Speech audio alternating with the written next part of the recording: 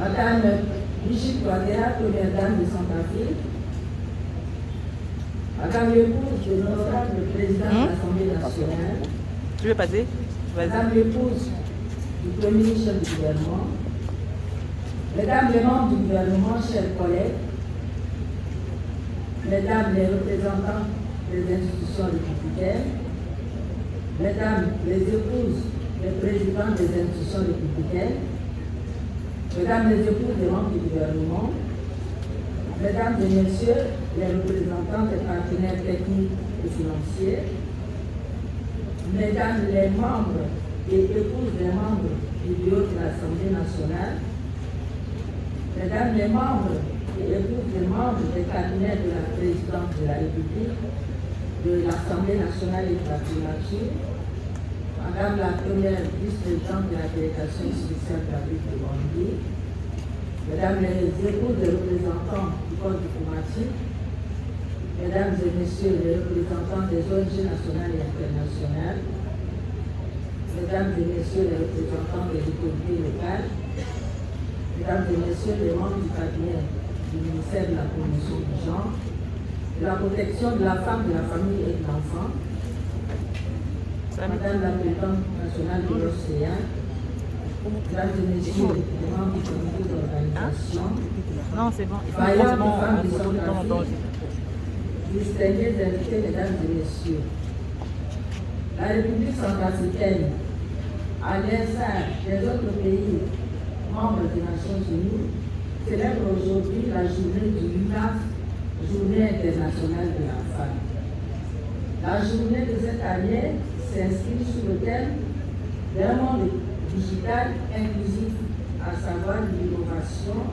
et la technologie pour l'égalité des sexes. Et au niveau national, le gouvernement, par le biais du ministère de la Promotion du genre, de la promotion de la protection de la femme,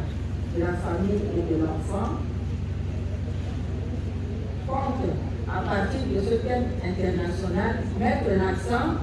sur l'innovation et la technologie numérique pour un leadership féminin et l'autonomisation de la femme et de la fille. Madame la première dame de Centrafrique, distingués invités, Mesdames et Messieurs, le thème de cette édition 2023 de la Journée internationale de la femme permet non seulement de saluer et de célébrer les femmes et les filles qui défendent l'avancement de la technologie transformatrice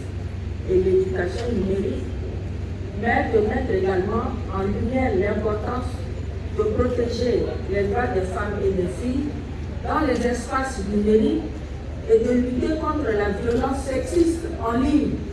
facilitée par les nouvelles technologies de l'information et de la communication. En effet, nos vies dépendent de plus en plus d'une forte intégration technologique. J'entends par là suivre un cours, appeler des poches, effectuer une transaction bancaire, vendre ou acheter en ligne,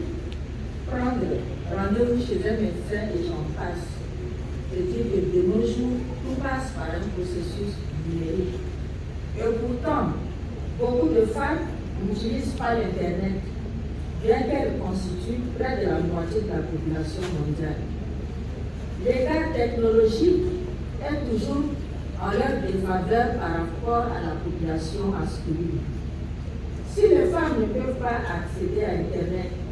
et ne se sentent pas en sécurité en ligne, elles ne seront pas en mesure de développer les compétences numériques nécessaires et s'engager dans des espaces numériques. La Journée internationale de la femme de 2023 explorera l'impact de l'écart entre les sexes dans le numérique sur l'élargissement des inégalités économiques et sociales. Il sera également question de mettre en évidence la nécessité de protéger les droits des femmes et des filles dans les espaces numériques et de s'attaquer à la violence basée sur le genre en ligne, facilitée par les technologies de l'information et de la communication. Plusieurs actions, événements et initiatives auront lieu à travers le pays, notamment pour réfléchir, échanger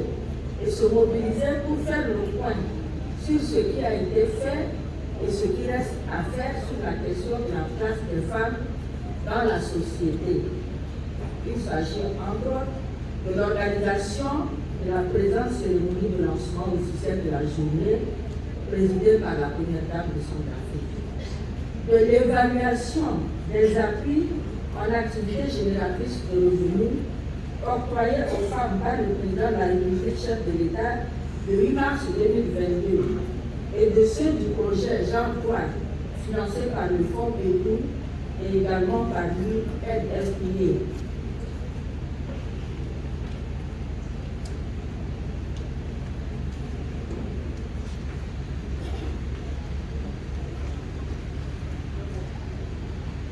Distingués invités, mesdames et messieurs, le gouvernement que dirige M. Félix Moloa, Premier ministre du gouvernement, sous la haute impulsion de son Excellence, professeur Faustin Archange Touadéra, président de la République et chef de l'État, ne ménage aucun effort pour améliorer le statut de la femme centrafricaine, même s'il y a beaucoup de défis à relever. Toutefois, il va nous falloir accélérer la cadence pour atteindre l'objectif numéro 5 du développement durable